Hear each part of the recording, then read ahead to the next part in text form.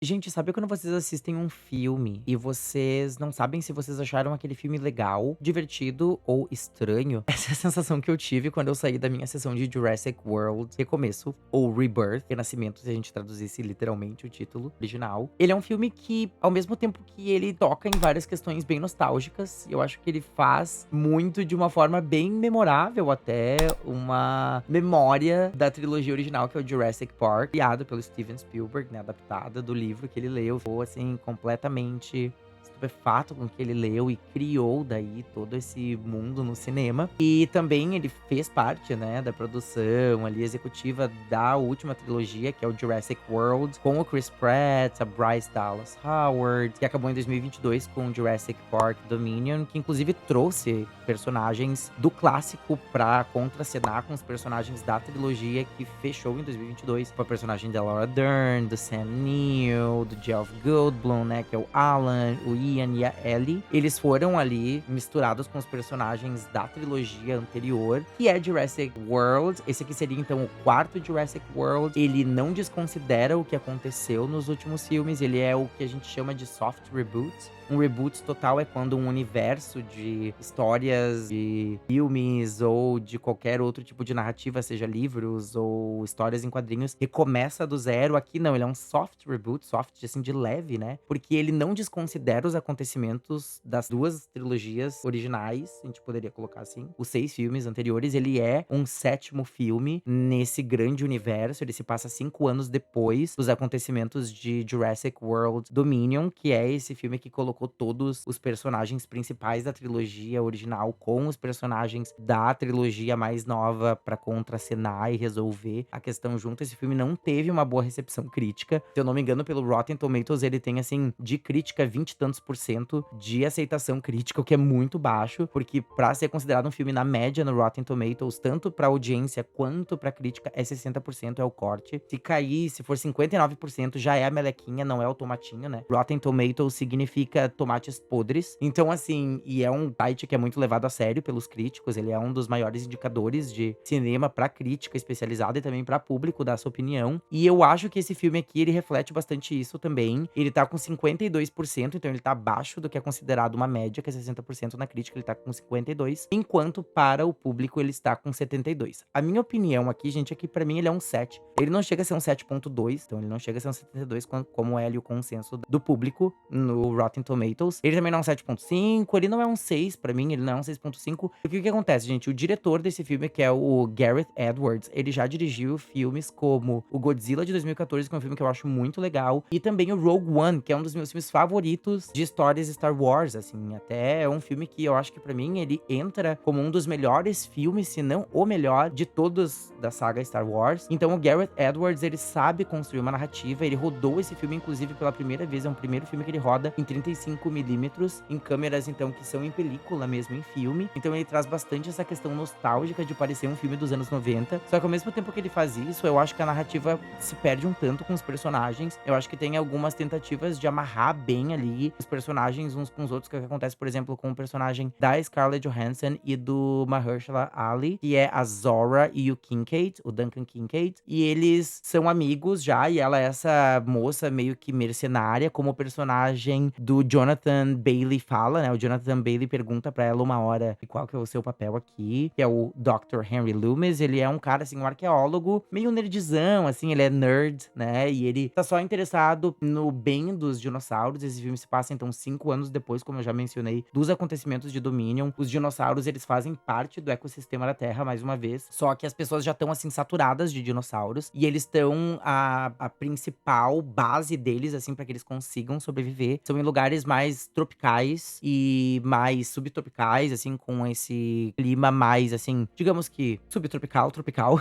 Então eles passam muito desse filme numa parte do Equador, e aí é lá que vai ter essa família também com essas duas meninas e o namorado de uma das personagens e o pai. E eles vão se encontrar junto com esse pessoal que está sendo guiado ali pelo personagem do Rupert Grint, que é o Martin Krabs. E o Martin Krabs, ele é esse cara que ele trabalha para uma grande corporação. Ele precisa de amostras de 3 tipos de dinossauros que estão vivos e precisam ser coletadas vivas essas amostras para eles conseguirem criar vários produtos farmacêuticos. Sempre é sobre tchim, né? Money, money, money. Então, ele é esse cara que vem aí a ser meio que um antagonista no filme, porque ele tá interessado na parte financeira da coisa, é óbvio. E a personagem da Scarlett Johansson, que é a Zora, junto com o personagem do Jonathan Bailey, que é o Dr. Loomis, e o amigo dela, que é interpretado pelo Mahershala Ali, que vai fazer o Kincaid. Eles vão nessa missão meio que assim, super perigosa. Eu ia falar uma palavra aqui que não é muito legal falar no YouTube, mas é uma missão bem perigosa que vai assim arriscar a vida deles, vamos usar isso aqui. Então o filme ele traz muito os dinossauros como uma ameaça de novo. Eles são bem aterrorizantes. Tem cenas de perseguição assim bem parecidas com as cenas lá do primeiro filme, que tem aquelas perseguições e os dinossauros são retratados como assim bem perigosos e que eles vão atrás das vítimas e das presas até eles conseguirem o que eles querem. Ao mesmo tempo que tem alguns dinossauros que são muito bonitinhos, muito fofinhos. Tem ali um que é meio mascote, que vai ter o nome de Dolores, que a menininha dá o nome pra ela. Esse elenco mais assim, que é o elenco secundário do filme, eles se cruzam com o elenco principal, que são os 3 que estão aqui do meu lado, né? Que é o Kincaid, a Zora, e que também é chamada de Z no filme pelo Kincaid, e o Dr. Loomis, que é interpretado pelo Jonathan Bailey. Mas o filme, assim, gente, ele não é um filme ruim. Eu acho que pra quem é fã da franquia Jurassic Park, Jurassic World, ele é uma boa adição. Eu tô curioso pra saber o que vai ser feito no futuro. Como ele recobra e ele faz várias menções a vários elementos que são mencionados e também mostrados tanto na trilogia central, que é a primeira trilogia, o clássico, que é considerado um dos clássicos mais clássicos. É o que revolucionou muito a ideia de usar CGI, né, o CGI nos filmes. Porque também nesse filme, como lá na trilogia original, eles usaram muitos efeitos práticos com dinossauros mecânicos, mas mesclando com CGI. E isso é muito importante. Tem inclusive uma série que eu recomendo muito todo mundo assistir, que é da Netflix, que é Filmes que Marcam a Época, e eles contam como os filmes são feitos em cada um dos episódios. Se eu não me engano, esse é o nome da série, eu vou colocar aqui certinho se eu tiver equivocado. Mas essa série da Netflix, eles contam como esses filmes que marcam a época, eles foram criados, eles mostram como que foi importante pra revolução do CGI no cinema, a franquia Jurassic Park, né? E como Steven Spielberg, ele acreditou nos artistas que fazem computação gráfica para criar também esse universo, que seria muito difícil de recriar todos os dinossauros possíveis de todos os tamanhos, estaturas e tipos, todos de forma prática, né, gente? Ia gastar muito dinheiro com muito material para criar tudo mecanicamente. Então aqui eles vão usar muito disso também.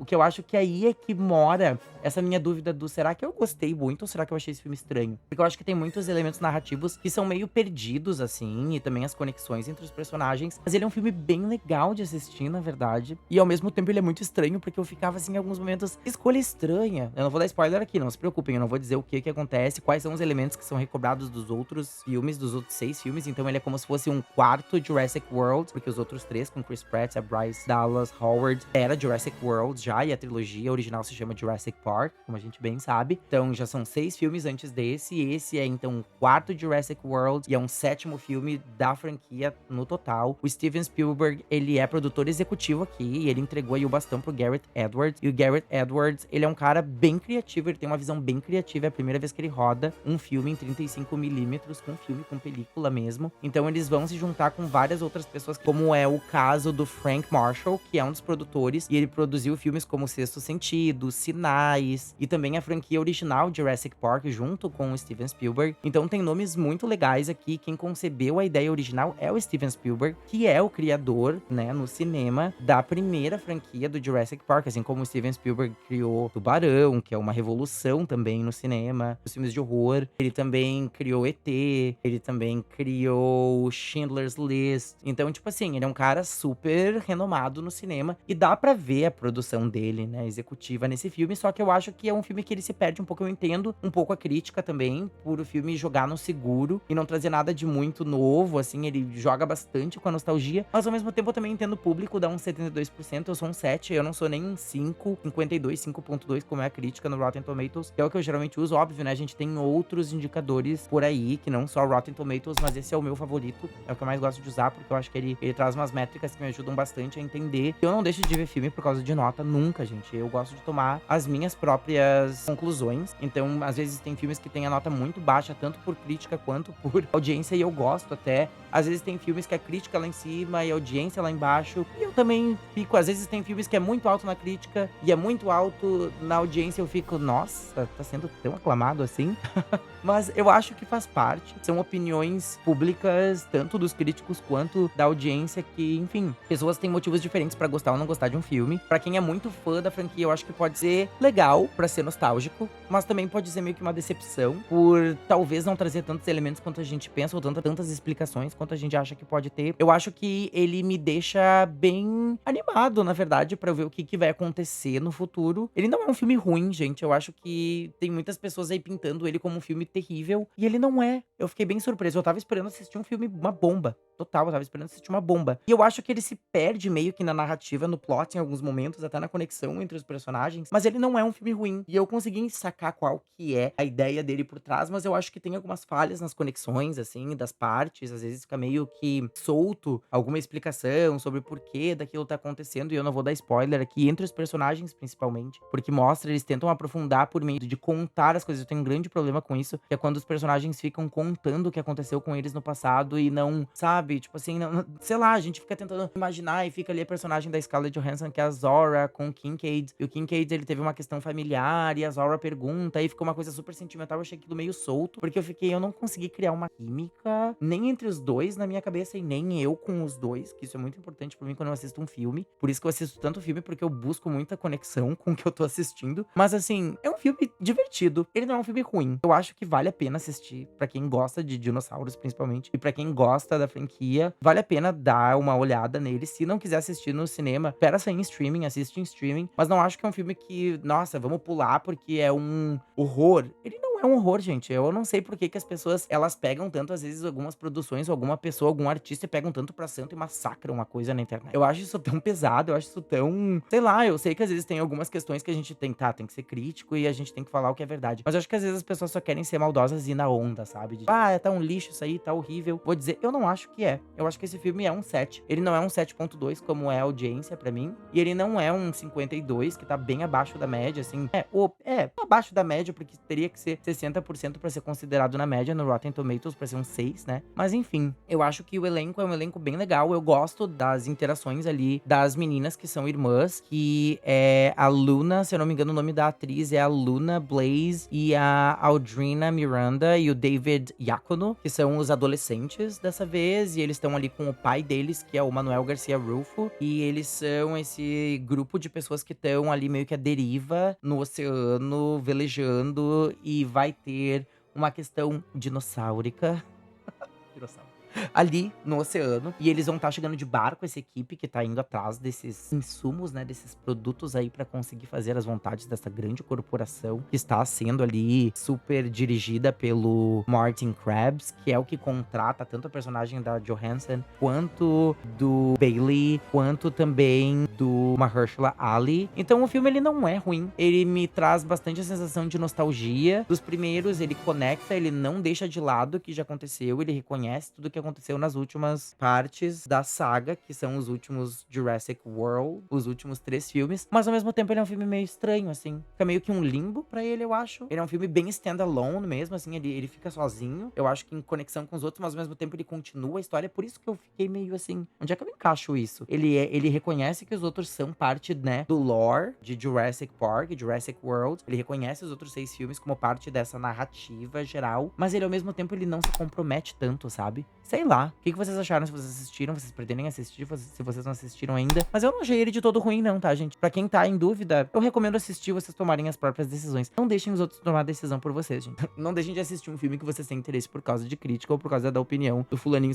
Eu não deixo de assistir filme nem por opinião de gente próxima de mim. Quem dirá de estranhos na internet? Essa é a minha dica. Vão lá, assistam se vocês tiverem interesse e tirem as próprias conclusões. E se quiserem esperar pra assistir em streaming, eu não deixaria ele passar, nem em streaming. Porque ele é um filme que ele traz bastante essa questão do dos dinossauros que estão ameaçadores. Essa ilha que tem alguma questão ali, que eu não vou dar spoiler, é uma questão que envolve um acidente que acontece no começo do filme, e aí conecta esses personagens. Mas enfim, é isso. Eu acho que é um filme que não merece tanto esse hate que ele tá tomando, assim. Eu acho que é bem legal, na real. Até olhei pro microfone aqui, assim, tipo, vocês gostaram do meu microfone novo?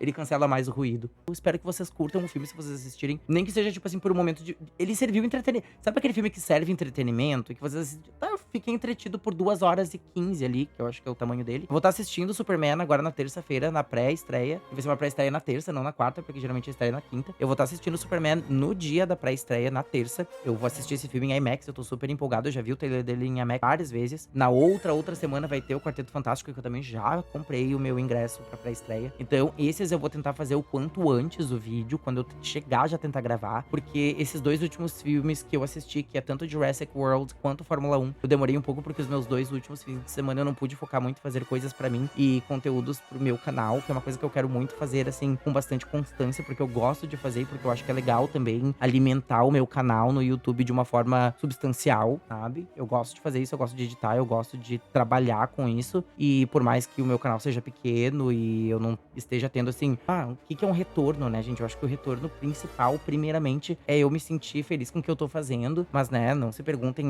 será que ele já ganha dinheiro com o YouTube? Não. Os números são bem maiores pra começar a ser monetizado no YouTube, tá? Eu tenho 500 e tantos inscritos, 540 da última vez que eu vi. E eu recebo ali visualizações. Por exemplo, meu vídeo de Megan tá bombando até agora. Ele tá crescendo cada dia mais, assim, eu tô adorando. Mas eu quero dizer pra vocês que eu tô amando fazer isso aqui. Eu amo muito falar na frente da câmera. E eu amo muito produzir conteúdo e editar ele depois. Eu não sei por que eu tô falando isso aqui nesse vídeo de Jurassic World. É só pra dizer que os próximos eu quero tentar fazer logo em seguida também, que eu chegar da sessão. Então, terça-feira agora eu vou assistir o Superman, o novo filme pelo James Gunn, que é o diretor da trilogia original. A trilogia de... Original, né? Mas é a trilogia original de Guardiões da Galáxia. Tô muito empolgado pra assistir esse filme. Eu não sou só Marvete, tá? Eu gosto de filmes da DC também. Mas enfim, eu tô falando aqui mais do que eu devia falar. Se cuidem. Eu vou fazer um vídeo sobre o Superman. Eu tô tri empolgado pra falar sobre isso. E eu vou fazer também um vídeo sobre Eu Sei O Que Vocês Fizeram no Verão Passado, que vai sair na outra quinta.